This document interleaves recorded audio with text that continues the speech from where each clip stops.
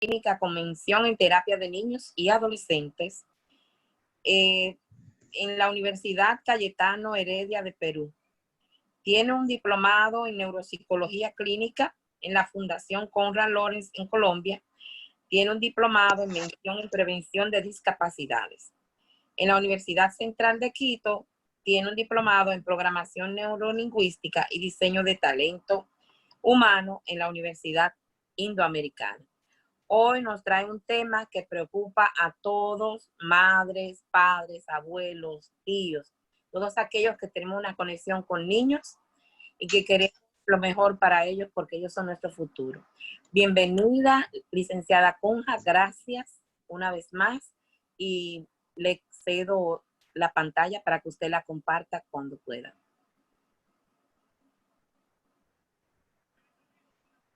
Buenas tardes, muchas gracias por invitarme. Para mí, honestamente, es un honor estar con ustedes, de representar al centro al cual yo dirijo ya hace algunos años y donde nuestra especialidad son los niños, los adolescentes, las familias con muchas patologías, sobre todo asociadas a los trastornos del neurodesarrollo y algunas patologías conductuales, y trabajamos a nivel integral y multidisciplinario.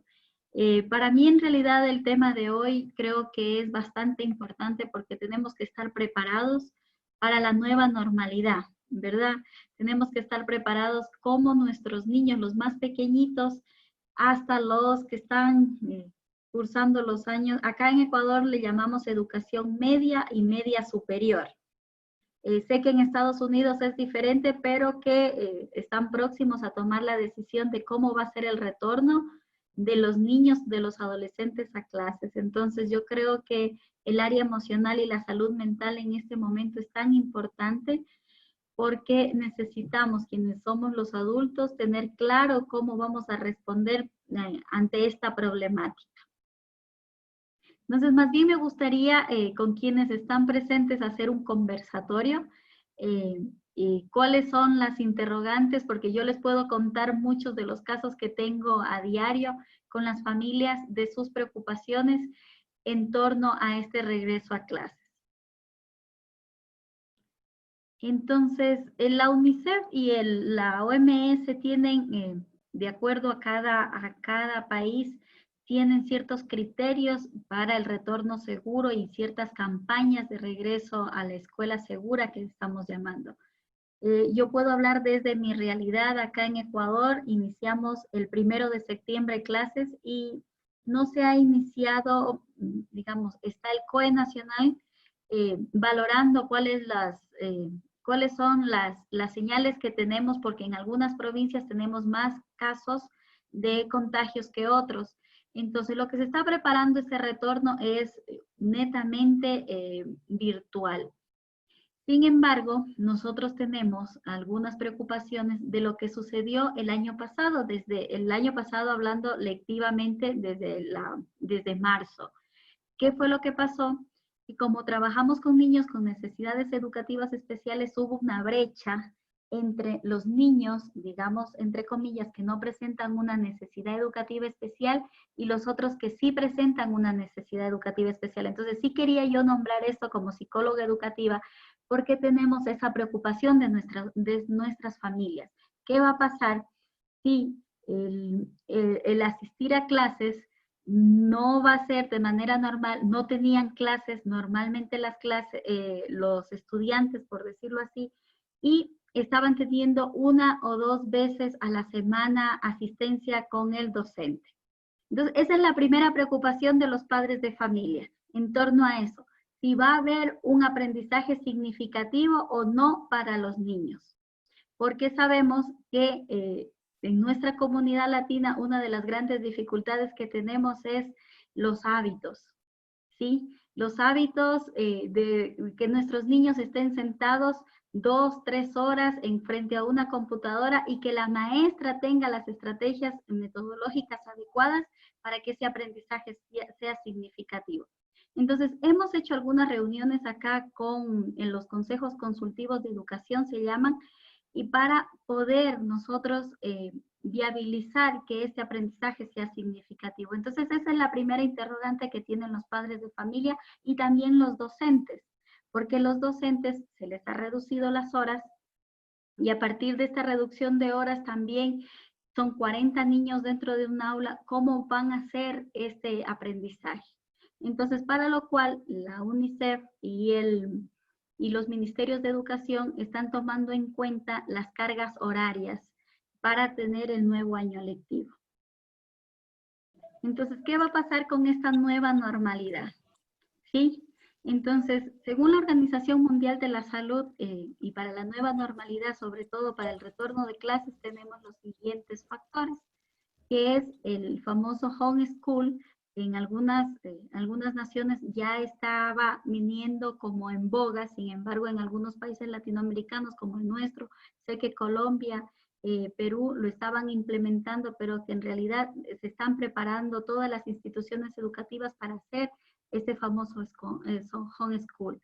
Este entrenamiento que las madres, porque también hay que tenerlo en cuenta de que las madres y los padres en este momento son quienes están adaptándose a poder realizar este cumplimiento de objetivos para los famosos portafolios que tienen que presentar dentro de clase. Entonces, para esto es importante mencionar estas características importantes que son la reubicación, se está haciendo una reubicación y rediseño de las viviendas para que los estudiantes vayan a instituciones educativas donde hay ese acceso al internet. Tenemos dificultades sobre todo en cambios de instituciones educativas. Tenemos dificultades, digamos por llamarlo así, en el trabajo de la salud también, fomentar esos hábitos de salud y de higiene para prevenir las dificultades. Tenemos dificultades en cuanto a la movilidad, porque no sé si pasará también en otros países latinoamericanos, el acceso a la movilización está siendo escaso. Acá en Ecuador las posibilidades de transporte son limitadas. Entonces, todos estos problemas que yo les he puesto en esta diapositiva es lo que está ocurriendo en mi país, es lo que quería compartir con ustedes. Entonces, ¿qué es lo que está pasando con toda esta información? Estamos teniendo problemas en cuanto a la incertidumbre de cómo va a ser las dificultades académicas. Hay temor en el contagio, hay dificultades en delegar responsabilidades a terceros, hay un aumento acelerado de violencia intrafamiliar. Aproximadamente acá en el Ecuador ha aumentado de un 45% las llamadas al ECU 911 que tenemos para la búsqueda de ayuda en temas de violencia intrafamiliar. Y sobre todo lo que me gustaría hablar es un poco el tema de las dificultades en la adquisición de hábitos para la adquisición de conocimientos dentro de la familia. No sé si me gustaría alguna pregunta de quienes están dentro de... Sí, licenciada Elena, sí, creo que la doctora Carmen hizo una pregunta privada en el chat. Doctora, si puede abrir su micrófono y hablar de las condiciones que usted plantea sobre el asma en niños regresando a la escuela. Sí, doctor, Elena, gracias. Es preocupante cuando los niños tienen condiciones de salud que podrían conllevar de llegar a contaminarse, a tener un problema serio. Por ejemplo, los niños con asma. ¿Qué recomienda actualmente la UNICEF y su recomendación personalmente? Debido a que ya muchos padres los primeros 3 meses dijeron, ok, pero mi hijo también necesita desarrollarse socialmente, necesita reforzar más sus conocimientos. Como usted mencionó, no es suficiente lo que están recibiendo a como lo recibían anteriormente. ¿Cuáles son sus recomendaciones? Gracias. Bueno, cuando hay patologías asociadas, sobre todo el asma, yo creo ahí nosotros lo que recomendamos a las madres de familia es que tomen prioridades, sobre todo porque el hecho de regresar a una institución educativa sabemos que es un foco alto de contagio. y que si a lo mejor exponemos a ese niño que está dentro de la población vulnerable, a lo mejor el contagio va a ser inminente. Y también está por otro lado lo que usted menciona, el tema de la socialización. Entonces ahí sí se antepone, digamos, estas dos condiciones importantes. Deseo yo que mi hijo socialice con los compañeritos dentro del aula y que el proceso educativo continúe de acuerdo a los objetivos curriculares que tenga cada institución educativa, o yo deseo, ese es el mensaje que nosotros hemos dado como psicólogos, o yo deseo prevenir un posible contagio a mi hijo. Entonces, yo creo que por ahí nosotros tenemos que validar y evaluar las condiciones de mi hijo. A lo mejor allá en Estados Unidos el acceso a la salud es mucho más eficiente. En los países latinoamericanos, si sabemos que la condición como el asma va a traer a lo mejor consecuencias bastante desagradables, por no decirlo fatales para un menor. Entonces, sí se puede hacer actividades dentro de casa que vayan en torno a la socialización sin tener que exponer a los menores a un contagio inminente. Entonces, por eso es importante que nosotros dentro de la familia trabajemos sobre todo el diálogo y la comunicación con nuestros hijos. Diariamente me llegan niños con dificultades de ansiedad, con dificultades para dormir, hay insomnio inminente, hay enuresis, hay encopresis, por esto esta ansiedad que están mostrando porque ya quieren salir. Los niños me lo dicen. Luz Helena, yo ya quiero salir, quiero volver a la escuela, extraño el bar de mi escuela, extraño a mis compañeritos. Pero si nosotros vamos realizando una psicoeducación adecuada con los menores y les decimos cuáles son las posibles consecuencias de que vaya a la calle, que salga, yo creo que ellos van a empezar a racionalizar. Como psicoterapeuta TREC, sí manejamos mucho la racionalización. Y una técnica importante que utilizamos nosotros con los menores, y yo les invito a quienes nos están escuchando, hay una técnica que se llama el termómetro de las emociones. Y en ese termómetro de las emociones, ¿qué es lo peor que nos pudiera pasar como familia si alguno de nosotros nos contagiáramos? ¿Y cuáles son las posibilidades? Entonces ahí empezamos a racionalizar y hacemos psicoeducación para que la salida a la calle sea lo que está diciendo la UNICEF y la OMS, es evitar los contagios masivos en familia, ¿verdad?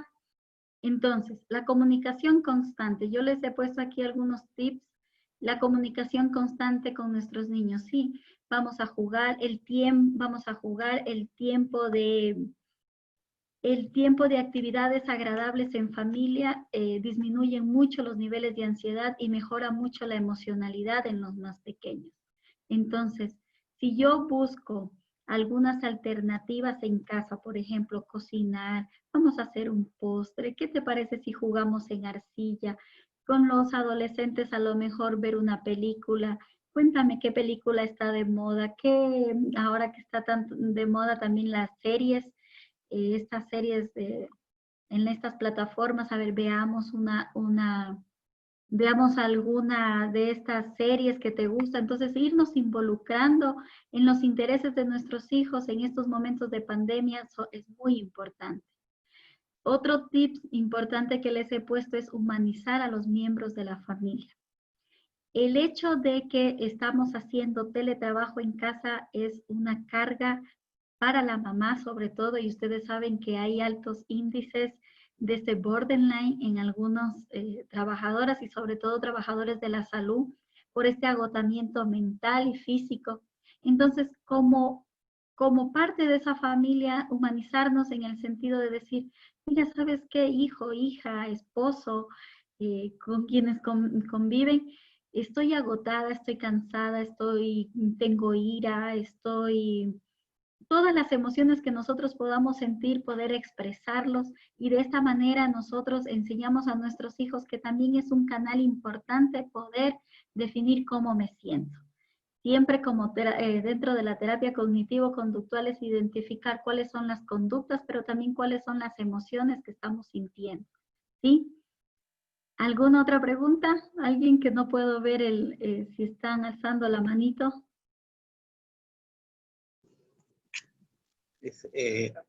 Creo que alguien más. No creo. No, no hay nadie. ¿Alguien quiere? Puede continuar. Sí, muy bien. Dentro de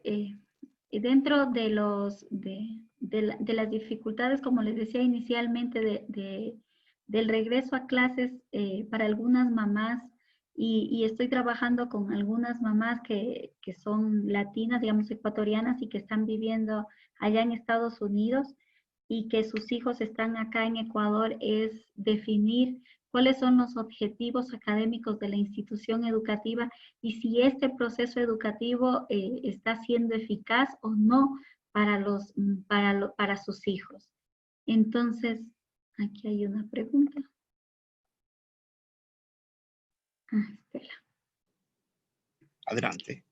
Sí, veía unos en el chat, perdón. Entonces, Sí, no está bien, no se preocupe. sí, Es un saludo a su presentación. Puede continuar. Sí, dentro de esto yo creo que también la base de la comunicación es nosotros como padres de familia tener una comunicación directa con la institución educativa, saber cuáles son los procesos formales de educación y cuál es la decisión que yo estoy tomando para poder definir qué clase de educación quiero para mis pequeños. Hay un fenómeno importante que está sucediendo a nivel de Latinoamérica, es la decisión de los padres de familia en que si el hijo regresa a clases de manera presencial, de manera virtual o este famoso homeschool, donde las entidades educativas envían los trabajos a casa y los padres de familia son quienes identifican si es una pedagoga, un docente, algún familiar, y es el que se encarga de la educación de su hijo para este nuevo año lectivo. Entonces, esto está trayendo mucha ansiedad y preocupación en las familias. ¿Por qué? Porque algunos me han dicho, comentan y dicen, prefiero yo no enviarlo este año lectivo para evitar el contagio. Pero quienes trabajamos en salud y trabajamos con procesos de neurodesarrollo sabemos que un año es tan importante dentro del desarrollo de ese menor que a lo mejor por la edad cronológica, si esperamos, y eso yo siempre les explico a mis papás, si yo espero que a lo mejor, qué sé yo, les pongo un ejemplo, un niño que esté en un segundo de básica, que vaya a iniciar un proceso de lectoescritura, y la madre o el padre decide, la familia decide no enviarlo a clases para esperar que pase la pandemia, para no contagiarse y tener claros los objetivos curriculares, ¿qué va a pasar? Ese niño cuando tenga que regresar y retornar a clases, su edad cronológica no va a ir acorde al nivel del resto de compañeros. Entonces yo creo que esto también nosotros, quienes estamos inmersos en el tema de educación y el tema de apoyo a las familias, tenemos que hacerlo. ¿Sí? Entonces, sí sería importante que nosotros ahí identifiquemos y pongamos claro que va a existir esta brecha en cuanto a la edad cronológica y la edad que deben de hacer.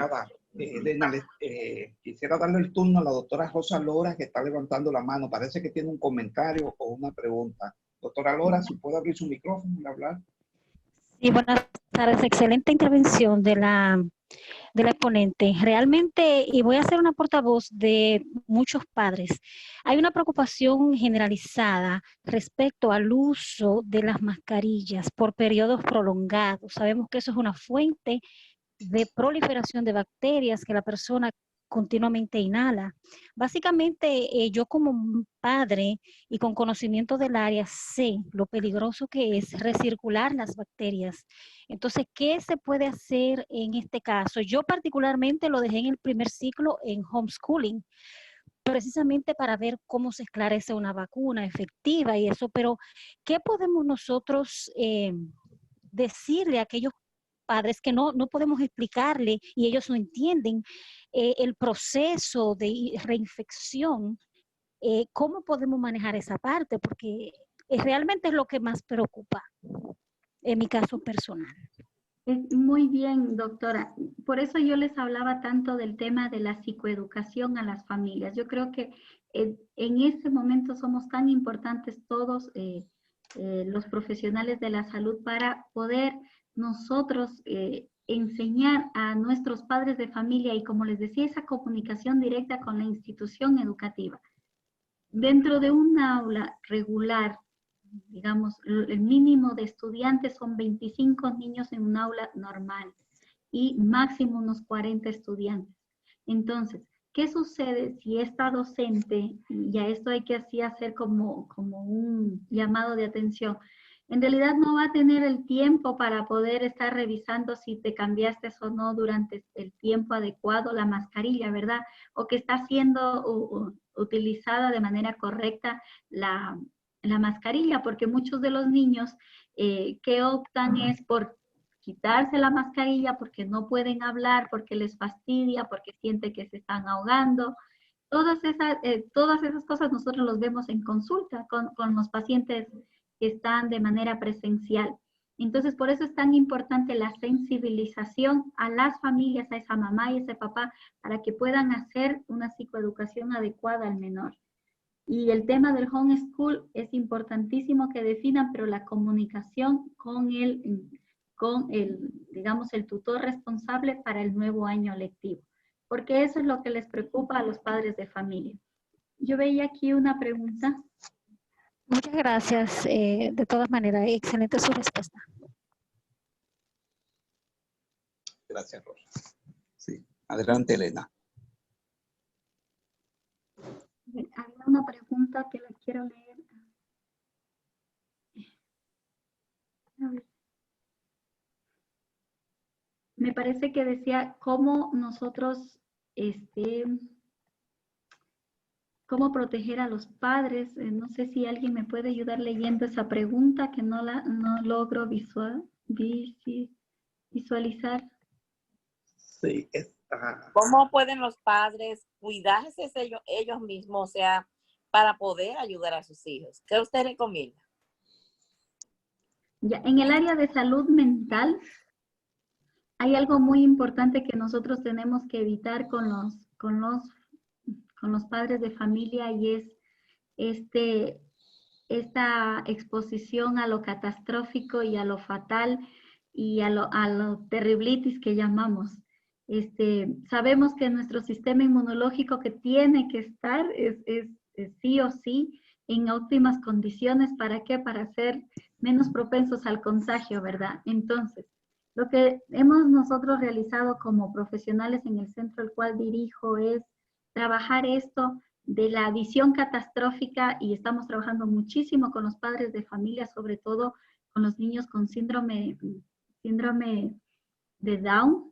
Son quienes no están recibiendo las terapias en nuestro centro, porque sabemos que son personas que están en alto grado de vulnerabilidad. Entonces lo que hacemos es evitemos el fatalismo. Les decimos, ¿qué tan probable que si usted no sale de casa se va a contagiar? Y de seguro se va a contagiar. Pero si nosotros creemos que si nos vamos a contagiar y lo más seguro es que nos vamos a morir, toda la familia va a tener ese pensamiento catastrófico. Entonces, esa es la primera forma de nosotros poder cuidar en salud mental. A ver, ¿qué tan probable es? Y también poder evitar esa incertidumbre y esa visión catastrófica en que tenemos nosotros para responder a esta problemática. Entonces, ¿cuál es el problema? A lo mejor ustedes que están en primera línea, los médicos, sí, lo más probable a lo mejor es que se te contagien. Entonces, ¿qué estamos haciendo nosotros para prevenir que nuestros hijos no se contagien? Entonces, muchos de ellos están quedando en los hospitales, ¿verdad? Muchos de ellos no están, acá en Ecuador han dado hoteles a los médicos para que se queden en los hoteles y no haya un foco de contagio familiar. Entonces, de esa manera nosotros estamos cuidando la salud mental y estamos disminuyendo el nivel de ansiedad que tienen. Porque la preocupación de de las mamás que en primera línea dicen es que tengo miedo de contagiar a mis hijos. Entonces yo creo que esa es la mejor manera que como psicóloga puedo recomendar a nuestras madres de familia. ¿Sí? Ahora, otra recomendación importante para trabajar esto del retorno a clases es efectivamente delegar responsabilidades a todos los miembros de la familia. Si bien es cierto, se está haciendo trabajo desde la casa, cada uno de los miembros de la familia debe tener una responsabilidad específica. ¿Por qué? Porque hemos visto casos de madres de familia colapsadas con el tema del teletrabajo, la telemedicina, el trabajo de los chicos que tienen que enviar los portafolios, los trabajos, los exámenes, y estamos llegando a un caos. Y como todo es circular y es sistémico, damos cuenta que esto nos conlleva a la violencia física y psicológica, y quienes están más afectados en este sentido son los más pequeños. Entonces, nosotros empezamos a crear dentro de casa, desde el espacio de lo sistémico y de la estructura familiar, empezamos a delegar responsabilidades desde el más pequeño hasta el más grande. A ver, ahora que van a retornar a clases, vamos a hacer un horario de clases. ¿A qué hora inicias? ¿Cuáles son tus clases? ¿Dónde vamos a ubicar de manera correcta la computadora? Un tapón escuchando esta conferencia. Adelante, puede continuar. Ya, lo que les decía es, esto es importantísimo que nosotros tengamos que recomendar a los padres de familia, es poder delegar responsabilidades con espacios y tiempos específicos.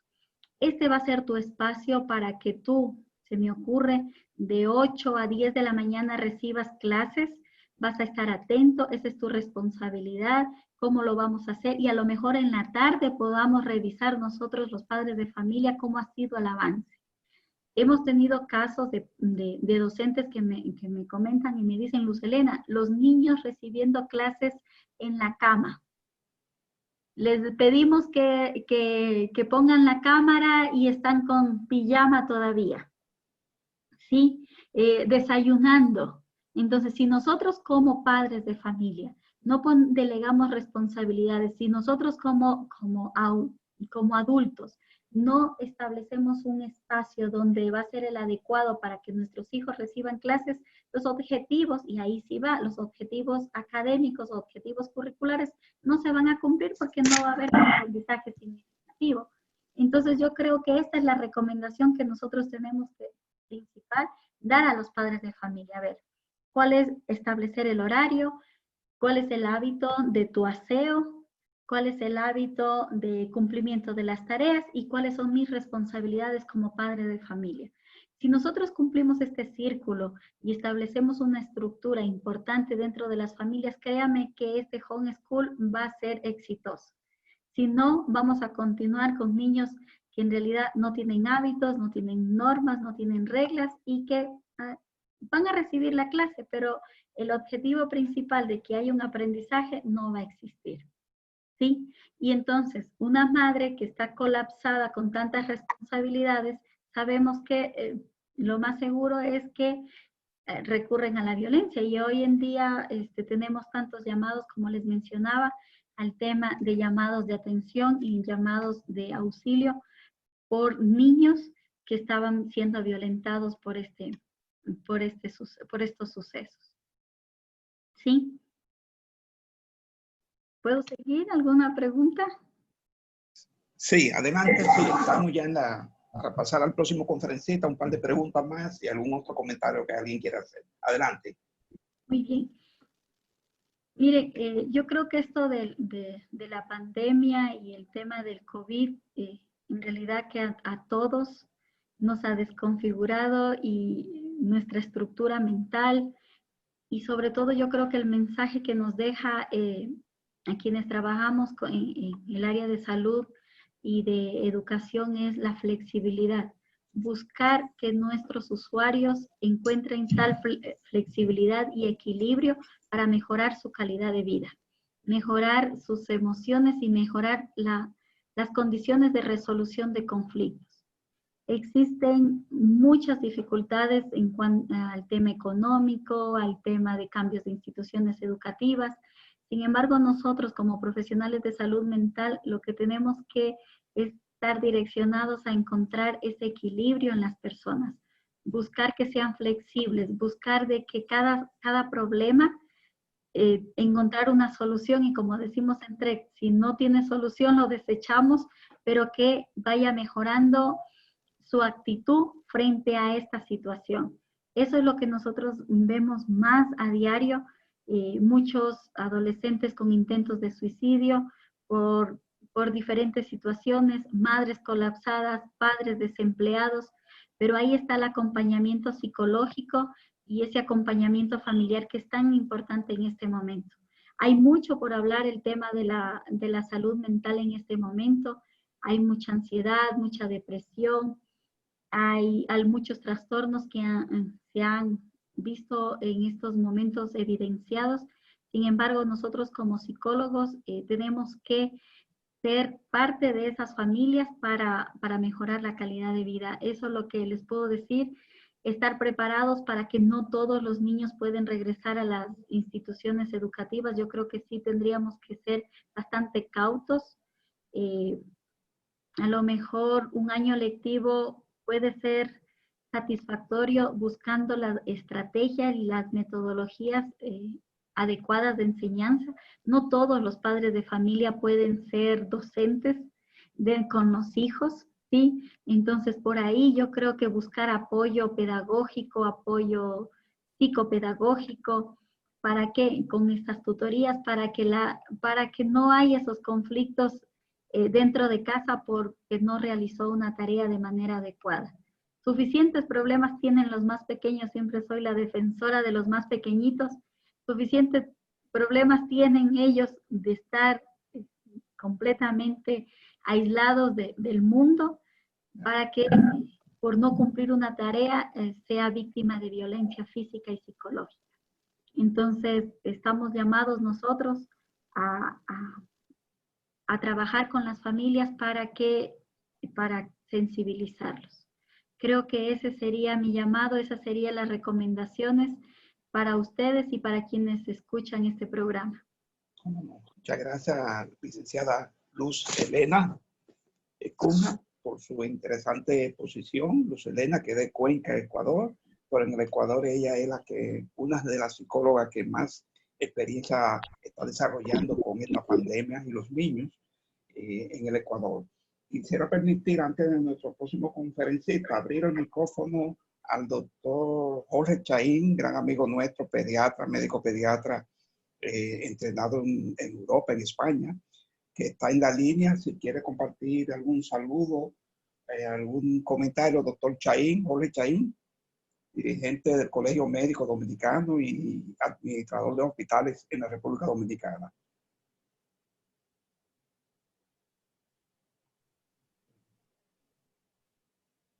El doctor Chaín. Bueno, sí. Muchas gracias, Jorge. Gracias por entrar y por participar. Muchas gracias. ¿Alguien quiere hacer un otro comentario para pasar a nuestro conferencista? ¿Y algún otro comentario o pregunta? Si no es así, agradecerle al doctor, a la doctora, a la licenciada Luz Helena su presentación, y pasamos a nuestro próximo conferencista, la doctora Carmen Rodríguez, hará una breve presentación de él.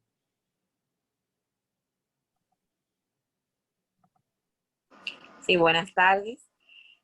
Nuestro próximo panelista es el doctor Francisco Bautista, quien también recientemente ha participado como panelista en la asociación. El doctor Bautista es miembro de la asociación desde sus inicios, es gastroenterólogo y actualmente está realizando una práctica en medicina natural. Él les pondrá cuáles son sus ideas en estos tiempos de pandemia en relación a cómo debemos de cuidarnos. Buenas tardes, doctor Bautista. Saludos, ¿me oyen? Un poquito bajo. Sí. Adelante, doctor Bautista. Estamos, sí. Bueno, yo le quería preguntar a la licenciada Cunha, que dio una fantástica, me impresionó tanto su presentación, y le quería preguntar por la curiosidad de qué es lo que se come allá en Ecuador, que hacen a la gente tan inteligente. Bueno, yo les quiero dar la perspectiva que yo tengo con respecto a la vuelta a la escuela y la salud física de los niños, que va mano a mano con la salud mental de los niños y mano a mano con la salud física y mental de los padres también. Y tengo que hacer el recuento de que ya ustedes saben que este virus, el COVID-19, es un virus que afecta más, o sea, nos afecta a todos, pero las consecuencias de la enfermedad se muestran más categóricamente en los pacientes, así como yo, de 50 años o más en adelante. Y no es un misterio entender eso, porque el paciente con 50 años o más que está en el proceso franco de envejecimiento tiene 3 condiciones raíces que lo predisponen sobremanera a la invasión del virus. Y estas son la inflamación sistémica, que afecta desde las uñas de los pies hasta el propio cerebro, la oxidación por igual, el estrés oxidativo, y estos dos se traducen en una tercera raíz, que es el daño al sistema inmunológico. Entonces, estos 3, sobre todo la inflamación sistémica, vienen siendo a ser los principales culpables de que el paciente entre en un proceso crónico, léase enfermedad coronaria, que es la que causa mayor cantidad de disability en este país y en la mayoría de los países. Y a la vez es el killer number 1, el asesino número 1 de la gente, ¿no? En segundo lugar están las enfermedades que producen los diferentes tipos de cánceres. Y en tercer lugar están los accidentes cerebrovasculares. Esos 3 son las causas más frecuentes de o que el paciente tenga una morbilidad alta y caiga en disability, o las 3 causas mayores de mortalidad también. Otros factores serían el paciente diabético, el paciente con enfermedad pulmonar crónica, el COPD o EPOC, enfermedad pulmonar obstructiva crónica, que abarca a la enfermedad de enfisema por un lado y a la bronquitis crónica por el otro.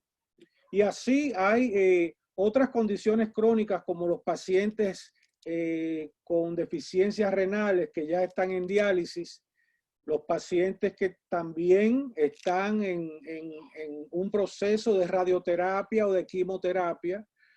Toda esta lista de pacientes tienen como base fundamental que haya mucha inflamación, que haya mucha oxidación y que haya mucho daño inmunológico en ese paciente. Y lo mismo con el niño. El niño con problemas inmunológicos, como lo es el asma, va a tener obviamente más inflamación y más oxidación y más daño del sistema de defensa, lo cual lo va a predisponer a la invasión del virus, en este caso del COVID-19, pero puede ser de cualquier otra enfermedad o virus o bacteria, etcétera.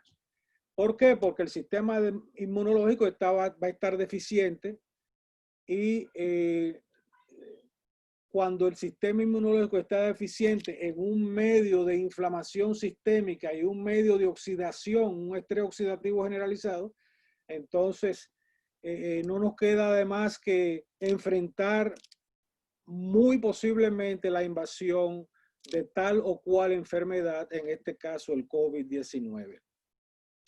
¿Qué hacer? ¿Qué hacer? Como dice la psicóloga, ¿qué hacer?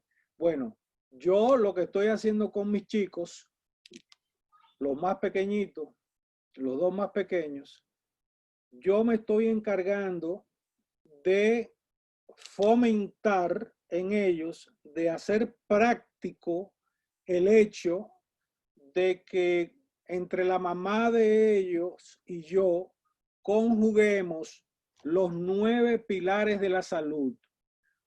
¿Y qué son los 9 pilares de la salud? Bueno, la buena noticia es que los 9 pilares de la salud no tiene que ver ninguno de ellos con una medicación. Eso es lo más importante. ¿Por qué es importante? Bueno, porque están a la disposición de nosotros, si medalaganariamente, como diría el pueblo, y salen muy baratos, los 9. ¿Cuál sería el pilar de la salud número 1? Déjame ver cómo andamos de tiempo. El pilar número 1 de la salud lo es el medio ambiente, ¿verdad? Entonces, nosotros tenemos que exponer a nuestros hijos y a nosotros mismos a un medio ambiente donde la comida que yo coma de ese medio ambiente no tenga los siguientes elementos masivamente tóxicos y dañinos para el cuerpo humano. Y les voy a dar 3 ejemplos. 3 ejemplos que prácticamente el que no sabe lo está comiendo a diario en cualquier parte del mundo. Uno de ellos se llama el glifosato en español, que en inglés sería glyphosate. El glyphosate o glifosato en español es un herbicida con el cual se tratan las plantaciones de donde nosotros, que se llevan al supermercado donde nosotros vamos a comprar. Entonces, yo les aconsejaría que ni usted ni sus niños coman esto que se llama glifosato. ¿Cómo yo sé la comida que no tiene glifosato?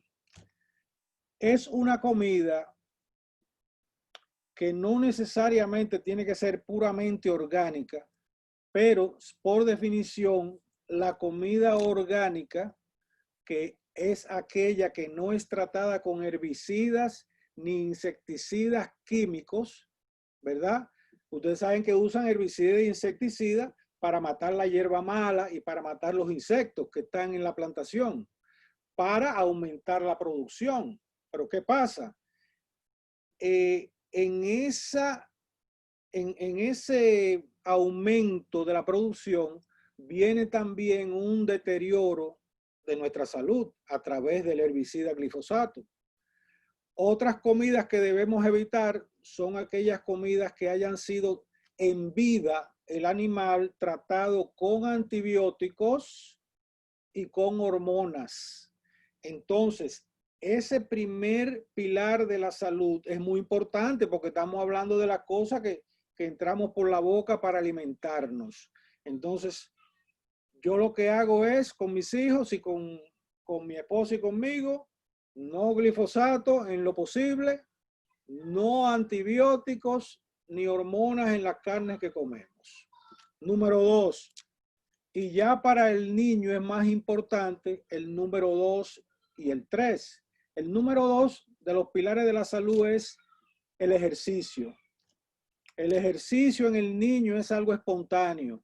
O se van corriendo al patio, o tienen una bicicleta. Ellos quieren hacerlo. No es como el adulto que se esfuerza muchas veces a hacerlo. Entonces, lo importante de este segundo pilar de la salud, que es el ejercicio, así como casi todos ellos, incluyendo la comida, es que los pilares de la salud entablan, por decirlo así, un diálogo cuando van y se presentan enfrente de la célula antes de su asimilación, ¿verdad? Entonces, cuando se establece ese diálogo con nuestros genes, que de hecho es el pilar número 9, cuando estos genes, la comida que comemos, el ejercicio que hacemos, se comunican con los genes, van a bajar esos, como mencionamos antes, va a bajar 3 switches importantes, que son el switch de los genes que producen inflamación, el otro switch de los genes que producen oxidación sistémica y el otro switch, aquel que se encarga del asunto de la autoinmunidad. O sea que la comida que comemos puede hacer esto, el ejercicio también lo puede hacer, así como lo puede hacer también el tercer pilar de la salud, que es el sueño. Ya el de la comida lo estamos hablando en el cuarto pilar, pero ya viene del número 1. El número 5 sería el control de la ansiedad, porque la ansiedad de por sí, y ya la doctora Cunha me podría ayudar en eso, la ansiedad lleva más gente al intensivo que el paciente que no es ansioso. Si usted hace, por ejemplo, datos estadísticos de pacientes con infarto al miocardio, muchos de ellos han sido llevados allí por un proceso agudamente que le causó un disturbio psicológico agudo a ese paciente. O sea, es más común. Y asimismo, esa ansiedad se puede traducir como un diálogo negativo frente a estos 3 grandes genes, grupos de genes que ya mencionamos. Otro pilar de la salud importante, muy importante, es el llamado microbioma, y este está cogiendo un auge increíblemente grande en los últimos años, porque si revisamos, por ejemplo, el PubMed, que todos sabemos que es el órgano oficial de difusión de los estudios clínicos con evidencia científica de todo el mundo que se publican allí, el PubMed. Y ahí nada más y nada menos se aceptan cosas que están amparadas y apoyadas por la ciencia, ¿no? Entonces, este microbioma quizás es uno de los más poderosos pilares de la salud y menos conocidos, lamentablemente. Lo conocemos con el nombre en los tiempos de muy atrás de la medicina convencional, lo conocemos como la flora intestinal. Entonces, últimamente estamos dándonos cuenta que dependiendo del tipo de bacteria o de virus que usted tenga en este microbioma, que son alrededor de 100 trillones de organismos, entre bacterias, virus, hongos, protozoos, hay muchos. De los que más hay, obviamente, son bacterias. Comentábamos anteriormente que cuando usted se mira en el espejo, está viendo a un ser que está formado por 37 trillones de células humanas y de 100 trillones de organismos. O sea que nosotros somos más bacteria, en realidad, que humanos. Y eso humilla un poquito al hombre, porque cuando yo lo supe que yo era más bacteria que células humanas, yo creo que yo no dormí esa noche. Pero fíjense ustedes, porque Dios no se equivoca al hacer sus cosas. Estas bacterias que viven ahí en ese intestino, que se llama microbioma intestinal, porque tenemos microbioma respiratorio, microbioma bucal, hay hasta un microbioma en el seno de la mujer, en el seno del hombre. hay microbioma en el aparato urinario, en el sistema urinario, y hay toda una selva de animalitos en la piel también, en el microbioma de la piel. Pero uno de los más importantes, bueno, tal vez porque lo conocemos un poquito más, es el microbioma del intestino. Entonces, lo más importante para cubrirnos de una enfermedad, así como lo es el COVID, lo es la diversidad de los grupos bacterianos y virales que tenemos en el intestino. Cuando la diversidad es muy pobre, entonces hay una relación directa a la intensidad y frecuencia de enfermedades. O sea, que si usted tiene una diversidad de la A a la Z, por decirlo así, para dar un ejemplo, entonces va a tener un sistema inmunológico mucho más poderoso, ¿verdad? Y en ese caso podrá defenderse mejor del COVID-19. Sí, me escucharon mejor.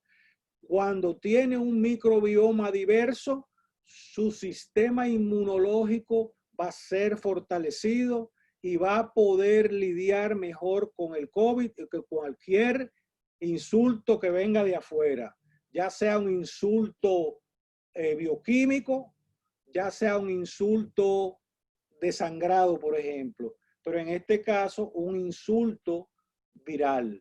¿Y por qué razón? Bueno, porque sencillamente el 70% de nuestro sistema de defensa está en el intestino. Por esa razón. Entonces, si usted no tiene un microbioma intestinal saludable, va a tener mayor tendencia a enfermarse de lo que sea. ¿Cómo tenemos un microbioma más sólido? Comiendo comidas que se llaman PRE, prebióticas. Estas comidas prebióticas la pueden buscar en Google y hacer su listado. Pero para darle un ejemplo de las batidas que yo hago con frecuencia, yo le he hecho linaza, que es el flaxseed, que es rica en omega 3. Yo le he hecho chía y yo le he hecho quinoa. Yo no sé si en el Ecuador hay de eso, pero me imagino que sí. Entonces, todo Sí, chía mucho. ¿Ah? Hay mucha chía acá, sí. Entonces, esas son comidas prebióticas por excelencia. También para nosotros tener un sistema inmunológico bueno, tenemos que comer comidas que sean antiinflamatorias, que hay una lista lindísima en Google, y tenemos que comer comidas antioxidantes. Bien, el otro pilar de la salud que está ahí mismito en el intestino, lo es la barrera intestinal, que es solo una hilerita de células que se daña con mucha frecuencia y facilidad con toda la comida chatarra que comemos, por ejemplo. Se daña con el glifosato que comemos. Se daña con los antibióticos que comemos a través de esas carnes. Los antibióticos que usamos para infecciones. Y esa barrera intestinal es muy importante también. Entonces, otro de los pilares, ya lo hemos hablado, con el sistema de defensa, y el niño, por ejemplo, no tiene, como pasa en el adulto, una respuesta de ese sistema de defensa tan fuerte que es la que conduce al paciente al intensivo o a la tumba. ¿Por qué? Porque hay pacientes, hay un porcentaje de pacientes que desarrolla algo que se llama la tormenta de citoquinas, que son químicos que están allí en el sistema de defensa, y mientras mayor es el choque con el agente invasor, mayor es la producción de estas citoquinas. Y para finalizar, el número 9, yo lo conozco como dividido en dos, y uno son los genes, que ustedes saben que son los genes humanos, que pensábamos nosotros que eran los directores de orquesta, pero no es así, porque los directores de orquesta son los genes de de los bacterias y los virus que viven en el intestino. Y si lo queremos ver por números, humanamente hablando, nada más tenemos 20 a 25.000 genes. Las bacterias y los virus, los hongos y los protozoos que viven en el intestino tienen más de 3 millones de genes. O sea que los genes dominantes son los de las bacterias y los animalitos estos. Entonces, la epigenética, que es parte de ese último pilar, son todas aquellas cosas que hacemos con la comida, con el ejercicio y con los demás pilares que hablamos, que van a modificar a los genes de inflamación, de oxidación o estrés oxidativo y los genes que fomentan el daño inmunológico. Y con eso yo le hice ese resumito de lo que yo hago. Y fíjense ustedes que yo no mencioné ninguna medicación. Excelente, excelente. Muy bien. Gracias, doctor Bautista. Doctora Carmen, ¿alguna pregunta o comentario de alguien de los participantes? Agradecerle a todos los que han entrado en línea. La doctora Estela Soto, Ana Soto, doctor David, Cristian de León, doctor Tavera, doctora Reyes y Dalisa. Si alguien quiere hacer un comentario, creo que la doctora Soto le hizo una pregunta a la psicóloga, a nuestra psicóloga, Estela. Estela, si puede abrir su micrófono para que haga su comentario. Sí, estaba interesada en preguntarle a la doctora qué tipo de terapia es más conveniente, cómo ayudar a un niño que ha perdido algún familiar cercano por COVID. ¿No es cierto? Que pienso que muchos chicos estarán en esas circunstancias, ya que hubo tantos fallecidos, ¿no? Sí, sí. De la forma más accesible para llegar al niño, no sé si hay que, digamos, como hacerle olvidar el episodio o hacerle hincapié en que lo supere, cómo se manejaría, ¿no? Adelante, Elena. La línea terapéutica que yo manejo es la terapia cognitivo-conductual. Entonces, en base a esa terapia cognitivo-conductual, nosotros lo que evidenciamos es, no podemos evitar el dolor del sufrimiento por haber perdido un familiar cercano, ¿sí? Porque hablamos mucho del tema de enseñar a nuestros niños o a nuestros usuarios a resolver conflictos. Entonces, dentro del proceso terapéutico sí hacemos un ritual de despedida porque ustedes saben que los pacientes COVID no podemos hacer ese acompañamiento, entonces no hay un ritual, no hay, nosotros los latinos siempre estamos acompañando a toda la familia y es un momento para reunir a los familiares, entonces lo que sí hacemos es, hay cartas, elaboramos cartas de despedida, elaboramos ciertos cofres, hay muchas técnicas terapéuticas que se pueden realizar. ¿Para qué? Para que el niño o ese adolescente, sobre todo que es la población con la que yo trabajo, racionalice de que esa persona no va a estar ahí. Trabajamos mucho con el ciclo vital familiar, ¿sí? Y les enseñamos a racionalizar. Eso y posteriormente trabajamos un proceso de duelo, no únicamente con el niño, sino con todo el sistema familiar. Muchas gracias. Levantó la mano el doctor, gracias Estela. El doctor de León, Cristian de León en la República Dominicana, está levantando la mano. Cristian, si puedes abrir tu micrófono. Sí, saludos, buenas tardes para todos. O buenas noches, donde sea de noche, porque tenemos personas de Centroamérica y Suramérica. Le habla el doctor Cristian de León, representante de ASI, aquí en República Dominicana. Le informo a todas y todos que ya ASI está en República Dominicana, dando los mismos programas que se está dando ASI en Nueva York, como también lo deben estar dando en Europa. El mismo programa de formaciones para asistentes médicos, asistentes quirúrgicos, asistentes odontológicos, todos los mismos programas se están dando aquí en República Dominicana. Por si acaso alguno de ustedes tiene algún médico interesado que porque no está en Estados Unidos quiera hacer los cursos de formación académica aquí en República Dominicana, estamos a la disposición. Son los mismos programas, los mismos maestros capacitados que dan los programas de ASI para ser asistente médico, también el ISMLI que va a comenzar. Todos esos cursos que se dan en Estados Unidos por ASI también se estarán dando aquí en República Dominicana. Gracias a la orientación de la doctora Carmen, del doctor Restituyo, estamos haciendo un trabajo y poniendo una coordinación a nivel nacional en la República Dominicana para que todos los médicos de Santo Domingo tengan la oportunidad de hacer el curso de asistente médico y los cursos que da hacia allá en Estados Unidos. Muchas gracias. Gracias, doctor Cristian de León. Quisiera que abriera el micrófono brevemente. Yo quiero presentar formalmente a la doctora Rosa Lora, miembro del APSI hace muchos años, pero hoy con una gran noticia que ella completó sus exámenes de USMLE y está lista para ingresar a una residencia médica.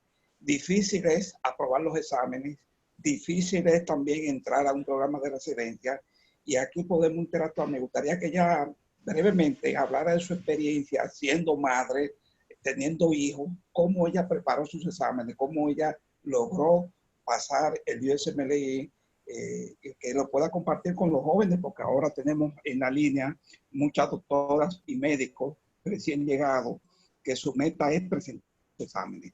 Doctora Rosa Lora, adelante.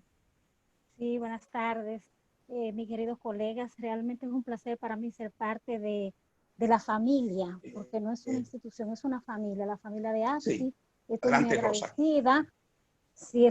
Sí, buenas tardes. Les decía que estoy muy agradecida por la labor que viene realizando por 30 años APSI, encabezado por el doctor Restituyo. Yo personalmente lo conozco, es un ser extraordinario, con una gran capacidad humana, y todo lo que él hace lo hace siempre en beneficio de la comunidad. Entonces, yo me incorporé precisamente al ver esa calidad humana que tenía este señor y el doctor Fermín también. El caso es que para lo que nos atañe en el momento, sí, efectivamente, yo pasé todos mis exámenes gracias al señor de la primera vez, no me quemé. Y de la manera que se pudo realizar, claro, a través del tiempo, porque yo tengo una familia, yo tuve que trabajar, me tuve que ausentar un tiempo, pero siempre con la piedra angular es siempre persistir, resistir e insistir, y nunca desistir. O sea, esa es la clave de todo lo que uno se propone en la vida. Y si yo puedo, ustedes pueden. Yo personalmente tuve poco apoyo buscando en ayuda. Yo preparé mis exámenes sola, yo no lo podía pagar. Yo los preparé solita, sin ayuda, sin tutoría, pero sí les digo que sí se puede. Yo me ofrezco, a través del doctor Restituyo, a colaborar con cualquier guía que alguien tenga alguna necesidad de iniciar, saber cómo, algunos lineamientos. Yo estoy muy feliz de ayudarlo, puedo hacerlo, porque si yo pude, ustedes también. Y sí se puede. Es solamente uno dedicarse y tener el compromiso y la determinación de hacerlo. Eso es todo. Si necesitan alguna colaboración, muchas gracias, a través del doctor Restituyo, realmente él lo sabe, que le tengo una alta estima y yo puedo hacerlo. Claro que sí. Sí. Estoy disponible, mi número de teléfono está ahí, el doctor puede coordinar, él nada más me dice lo que tengo que hacer y yo lo voy a hacer. Sí. Porque el sol sale para todos. Le quiero decir a todo el público que está, sobre todo aprovechar a Rosa, que está uno de los grandes fundadores nuestros, el doctor Bautista, ese señor que ustedes vieron ahí, que habló, que hizo 5 años de entrenamiento en el Bronx Lebanon, ¿no? En su momento, ¿sí? déjeme decirle que en su momento el doctor Bautista sabía todo lo que se movía en ese hospital. Y era un médico que a las 7 de la mañana le hacía una cita a un médico aspirante a una residencia y tenía una entrevista y al otro día tenía la residencia asegurada. Cientos, podemos decir, decenas de profesionales entraron a residencia al Hospital Bronx Lebanon y a otros hospitales gracias al esfuerzo de él. En ese momento, el doctor Bautista, cuando fue residente de medicina interna primero y luego de gastroenterología, fue uno de los médicos más destacados y que más impulso le dio a profesionales como usted que pasó sus exámenes. Pero para eso estamos ahora nosotros.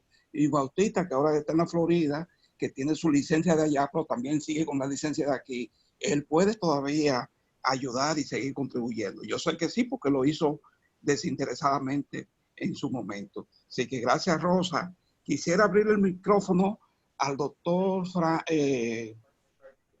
Gabriel Fonder, médico recién llegado, que recién se está certificando con nosotros como Medical Assistant, y para que dé su testimonio de qué él ha logrado en tan corto tiempo con nuestra asociación, porque estos programas no solamente para traer temas de actualización en medicina, sino también para contribuir a ofrecer esperanza a los nuevos inmigrantes que llegan a Nueva York, a New Jersey o a Estados Unidos. Doctor Gabriel, si puede abrir su micrófono para que pueda presentarse. Ok, doctor, buenas tardes. Mi nombre es Gabriel Fonder. Yo soy médico egresado de la Universidad Tecnológica de Santiago UTESA.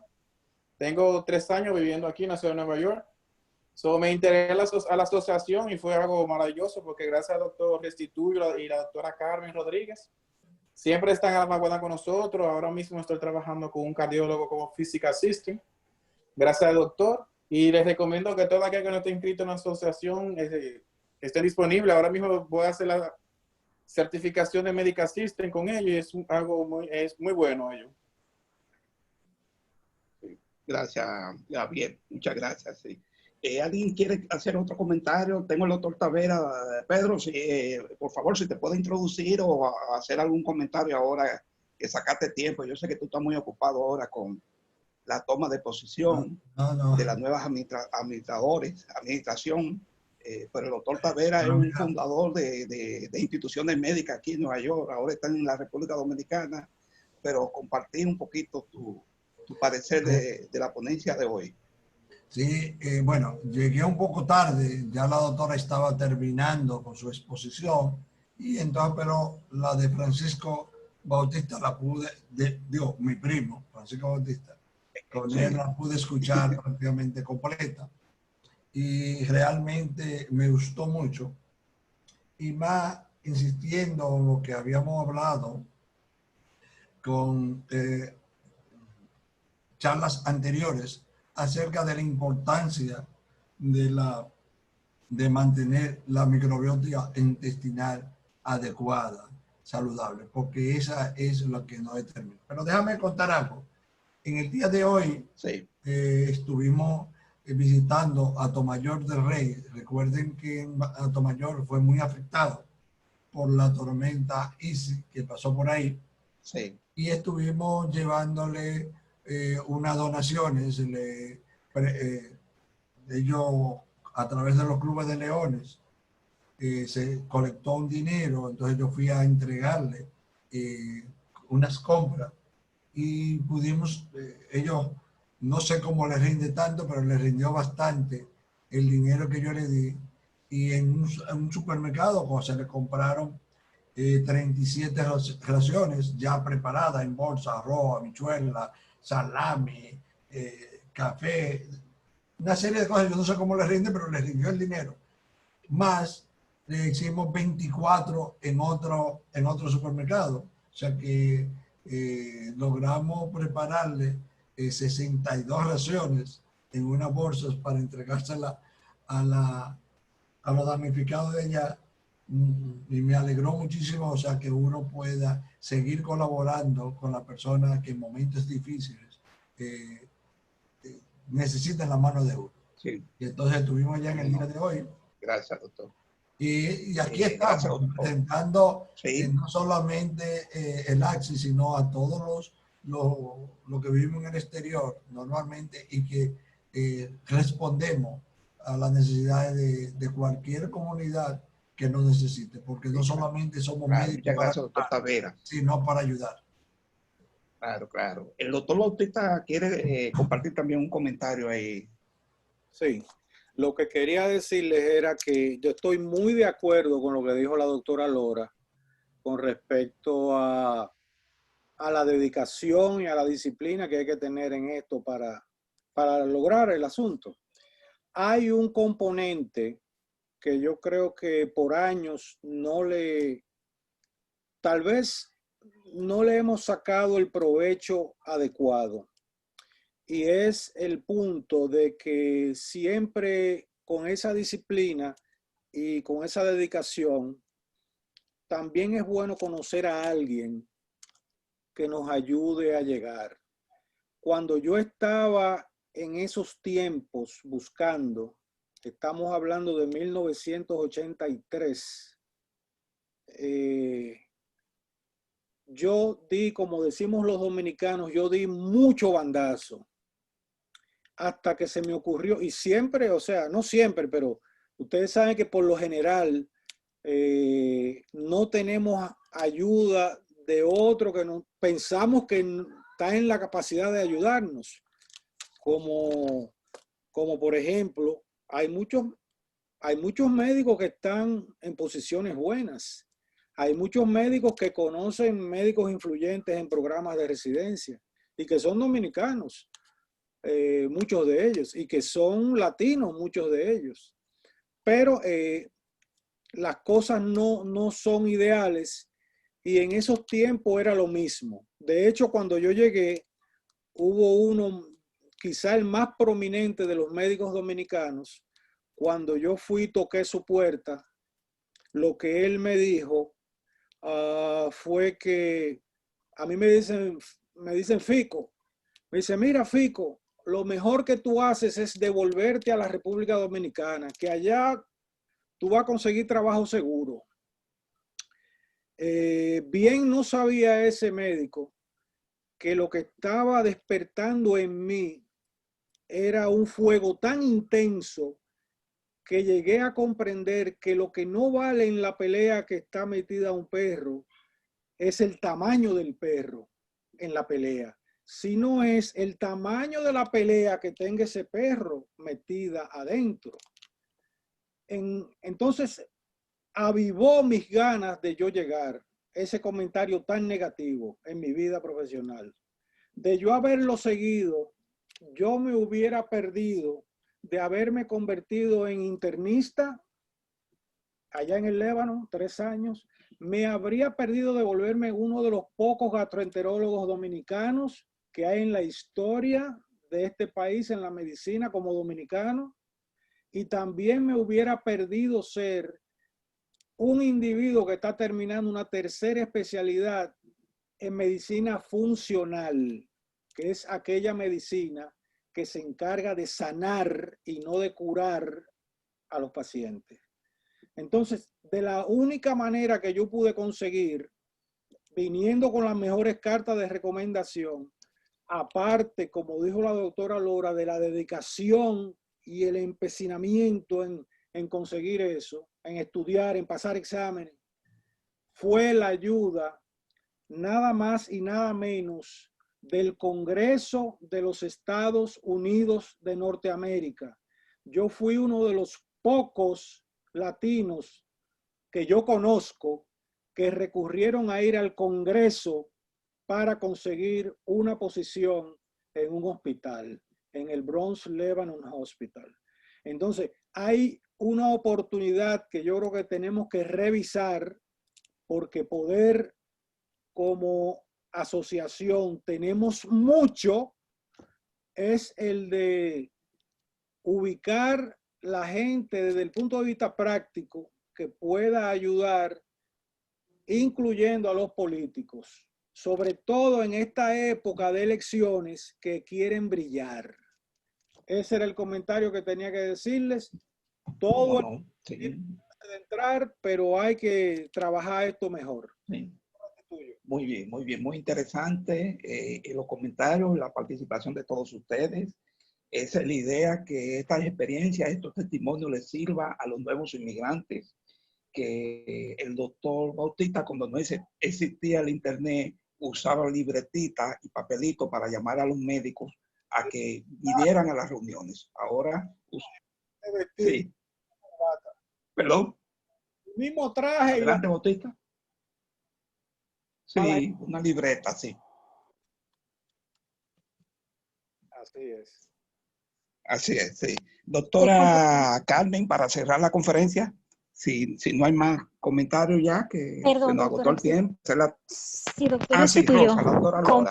Perdón. Sí, adelante. Nada, finalmente Adelante. quiero darle las gracias a los exponentes. Excelente intervención, realmente muy informativa, muy buena, excelente. Me encantó la del doctor también, la del doctor Bautista, excelente. Yo lo felicito. Bueno, y yo estoy de acuerdo con usted que realmente cuando hay una puerta que te cierran, hay 1000 que se te abren más adelante. Solo es seguir tocando. Ese es el mensaje.